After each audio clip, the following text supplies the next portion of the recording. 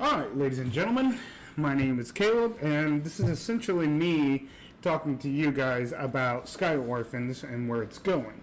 I'll turn it down just a tiny bit since I have music playing in my ears to help me calm my nerves, since this is still nerve-wracking for me to do. For those who don't know, my name is Caleb. I am a player on the AC2 High Tal'Dorei campaign setting. I played Trixie Clemstorm, and that campaign is starting to come to its end. And big news, I guess I'll say it on here. October 30th, we'll be doing a live stream on Twitch and YouTube at the same time, and it will be our grand finale for our first ever D&D campaign that we ran on this channel.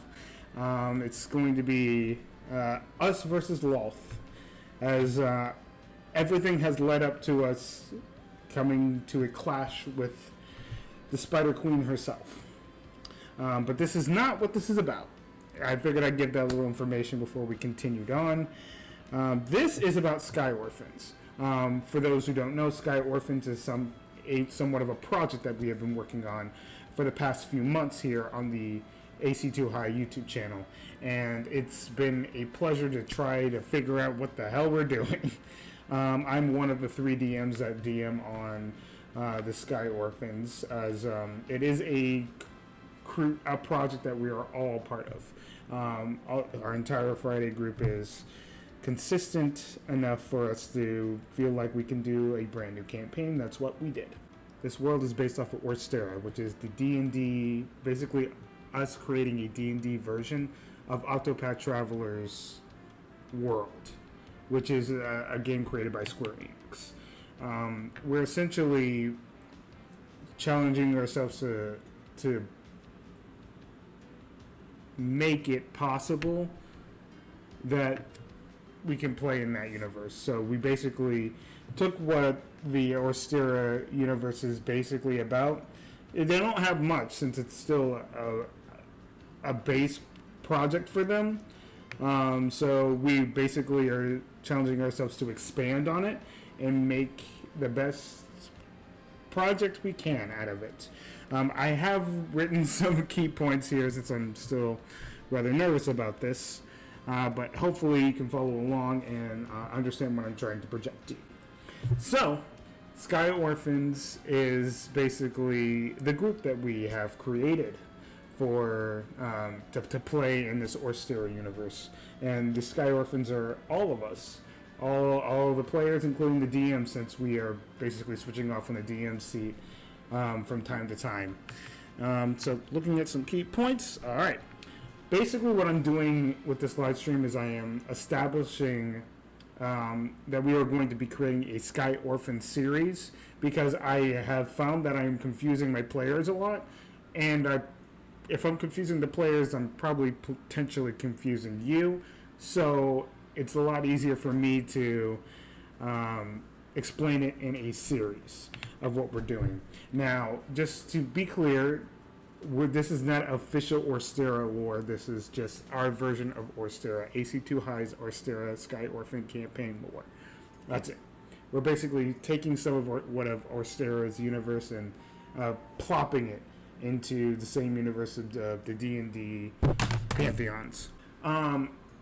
Basically, the events that are happening in Sky Orphans are like 30 years after the events that happen in Octopath Traveler. So at the end of the game, after all 8 of the player characters that you can play in the game are done, they go on this huge final adventure to fight the Betrayer God.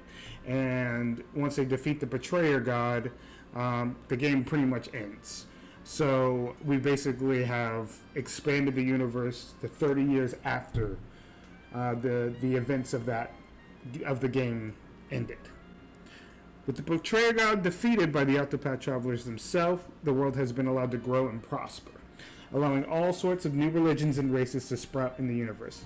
Essentially, what I mean by that key point is that this is a way for us to use the D&D races in this universe without it being confusing of why they're there, since most of the in Octopath Travelers it just shows humans, and when they do show other races, it's basically you fighting the other races. So us weaving why we would be playing these oddball races or some different things going out there is what we're challenged with. So next key point. While in the game, there are 13 Orstera gods that represent the classes in the game. We have developed the world, including the D&D pantheons and gods, which will be all explained in potentially a separate video, if not the same video. Haven't decided yet. You'll know. While there's a lot I can go over in this video, it is just this general understanding of the concept of Sky Orphans and letting y'all know that there's basically a video series that I'm going to be trying to do to establish lore for everyone. While with the release of Rime of the Frost Maiden, which is a recent D&D campaign that has come out that we have been playing on Fridays, it's just mostly our Friday groups are made for adventures and running the D&D official adventures, and that's what we prioritize. So we run them and we present them to you. So we will be taking a couple months off from Sky Orphans themselves, or until we're done with Rime of the Frost Maiden. It's not only that one of our players is actually going to be gone for a couple of months, which gives us room to run the adventure of Rime of the Frost Maiden, and also for us to establish this lore, which is essentially our Sky Orphans content until it comes back. So that is literally, I think that's really it, man. I don't know if there's anything else. I know that it's kind of dark in here, but I spent at least 4 or 5 hours just writing out these key points and making sure that I am getting all this information out to you guys. So give me a second while I pull up the God information, which, looking at how long this has been going on, I don't think it's going to be that big of a deal to just include the gods and the lore that I have presented for Orstera, the D&D version of it, to you guys in just this video. So one of the key points doesn't even really matter. So this is a big thing that is going to be very confusing, and I've noticed has been confusing people when we've been playing the game, mostly our players. So this part is specifically for you guys to understand how we are doing gods in this universe. So after every key point, I'll basically, if things need to be explained more, I'll explain more. So the gods. The world of Orstera was formed by the ancient gods, aka the Greek gods.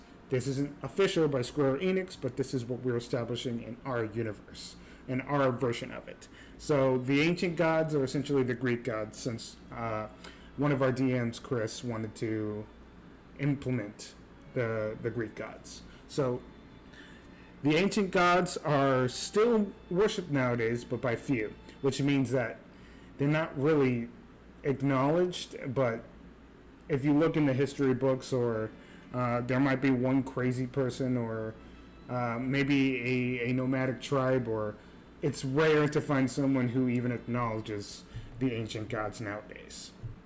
While the ancient gods created Orstera, they got power hungry. The people were scared of them and worshipped them out of fear, whether out of love or passion.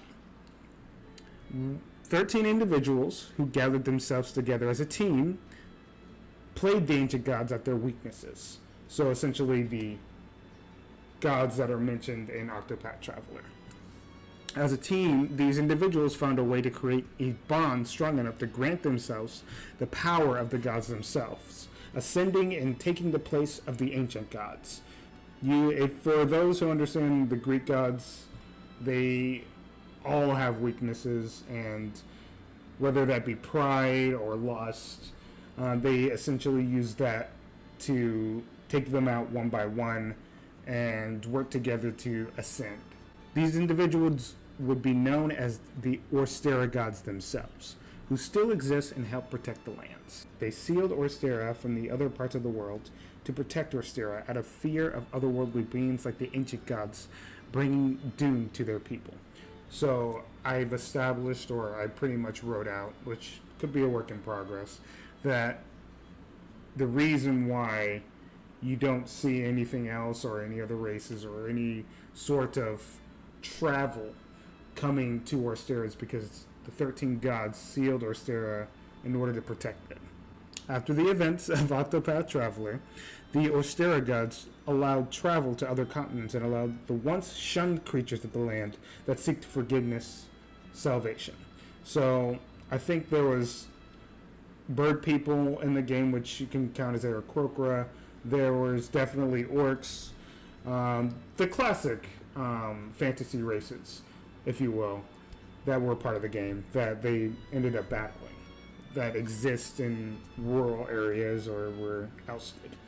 So they also allowed for the other gods of the other continents, basically the Dungeons and Dragons gods, to help.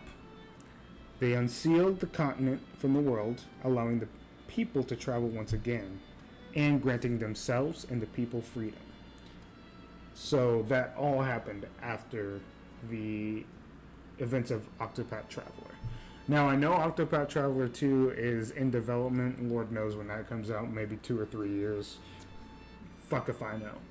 But regardless, this is the lore I'm going with, and I'm excited. Hopefully that helps people out.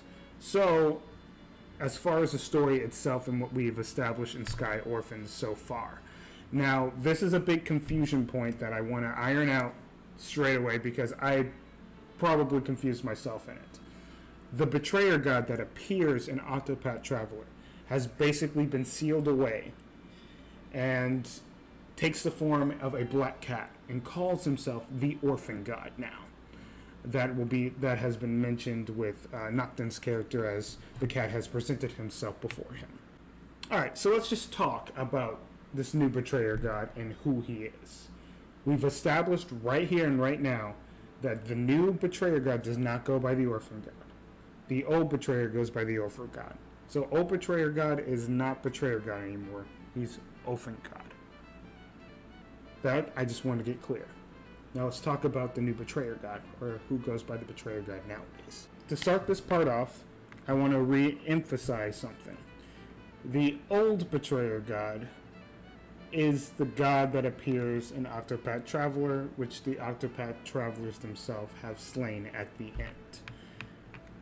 He now goes by the name the Orphan God, as he's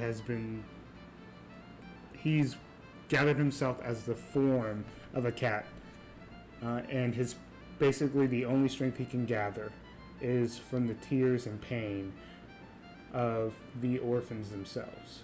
So that's the old Betrayer God, and he's still around. He's just nowhere near as powerful as he was, as his power was sealed.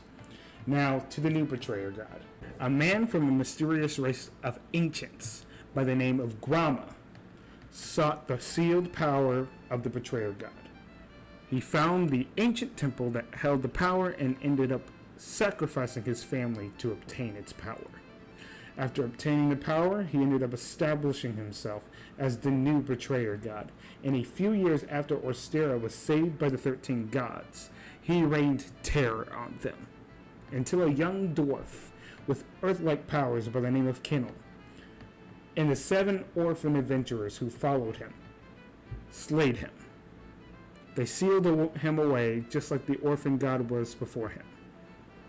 And that's essentially the key there.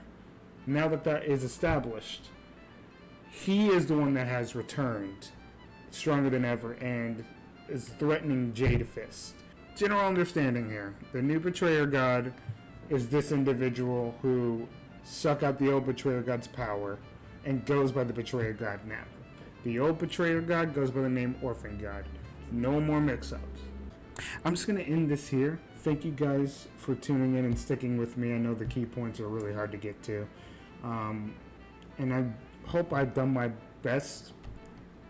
I hope I did the best job possible explaining the Sky Orphans lore, or the base lore to you. Some of the future videos I have coming for you guys are going to be about the orphans themselves. I'll be talking to my players and getting some background work done for them. And just, we're trying to make this our biggest and best project yet. And I'm excited to see where this goes, and I hope you guys stick with us till the end, because it's going to be a long journey. But until then, I want to thank you guys for tuning in and watching this video. Your support means a lot to us. And tune in for the upcoming Sky Orphans videos. Adios, amigos.